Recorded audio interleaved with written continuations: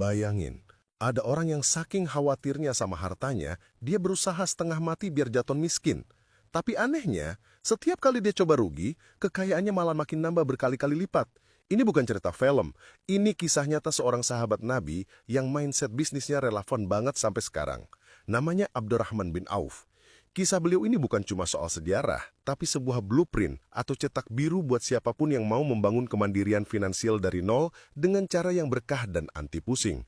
Semua berawal saat beliau hijrah ke Madinah. Posisinya benar-benar riset ke nol. Harta, aset, semua ditinggal di Mekah. Ketika seorang sahabat di Madinah menawarkan separuh hartanya, apa jawaban beliau? Jawabannya legendaris. Terima kasih. Semoga Allah memberkahi hartamu dan keluargamu. Cukup tunjukkan kepadaku di mana letak pasar. Kalimat ini adalah kunci pertama dan yang paling penting. Tunjukkan di mana pasar. Bukan di mana bisa dapat modal atau produk apa yang lagi tren. Beliau fokus ke pasar dulu. Ini mindset yang seringkali kebalik sama kita. Kita seringnya mikirin mau jualan apa berdasarkan hobi atau apa yang kita bisa buat. Abdurrahman bin Auf justru mencari tahu dulu orang-orang di sini butuhnya apa, masalah apa yang bisa diselesaikan. Setelah tahu pasarnya, beliau mulai berdagang dengan apa yang ada. Jualan keju kering dan minyak samin. Modalnya kecil, untungnya juga nggak besar-besar amat. Dari sini kita masuk ke prinsip kedua. Perputaran cepat lebih baik dari keuntungan besar. Beliau nggak menumpuk barang dan nggak ngambil untung yang mencekik leher. Ambil untung sewajarnya, yang penting barang cepat laku, modal kembali, lalu diputar lagi. Dengan cara ini, cash flow jadi sehat dan bisnisnya tumbuh secara organik. Nggak ada cerita pusing mikirin cicilan. Ini adalah seni bermain the long game atau permainan jangka panjang. Di saat banyak orang tergiur keuntungan instan yang besar, beliau justru fokus membangun fondasi yang kokoh. Keuntungan kecil yang terus-menerus diputar itu ibarat menanam bibit pohon. Awalnya mungkin tidak terlihat hasilnya, tapi karena terus disiram dengan kedisiplinan, akarnya akan menguat dan batangnya tumbuh menjadi besar hingga akhirnya berbuah lebat tanpa henti.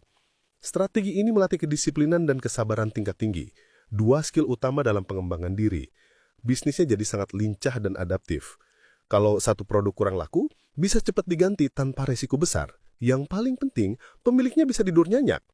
Ini bukan sekedar tentang uang, tapi tentang membangun aset produktif yang sehat dan berkelanjutan tanpa mengorbankan ketenangan batin. Prinsip ketiga, dan ini yang paling keren, adalah soal keyakinan. Ada satu cerita epik. Suatu waktu, panen kurma di Madinah gagal. Banyak kurma jadi busuk dan harganya jatuh. Para petani pusing. Di saat semua orang menghindari kurma busuk itu, Abdurrahman bin Auf melakukan hal gila. Beliau borong semua kurma busuk itu dengan harga normal. Tujuannya, biar bisa rugi dan hartanya berkurang, sekaligus menolong para petani. Secara logika bisnis, ini langkah bunuh diri. Tapi apa yang terjadi? Gak lama setelah itu, datang utusan dari negeri Yaman. Ternyata di negeri mereka sedang ada wabah penyakit, dan obatnya adalah kurma busuk.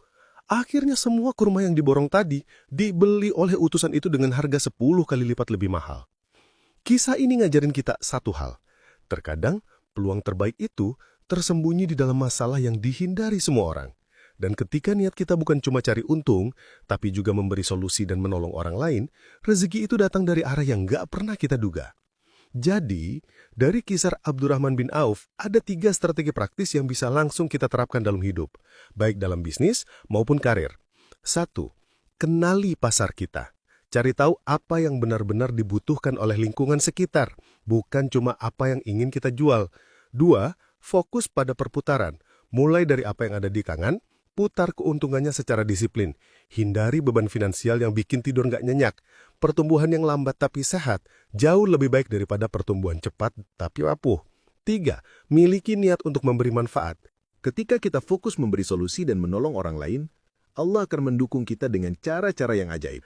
Pada akhirnya, Abdurrahman bin Auf wafat dalam keadaan super kaya. Bukan karena beliau serakah, tapi karena setiap kali beliau mencoba melepaskan hartanya di jalan kebaikan, Allah justru melipat gandakannya.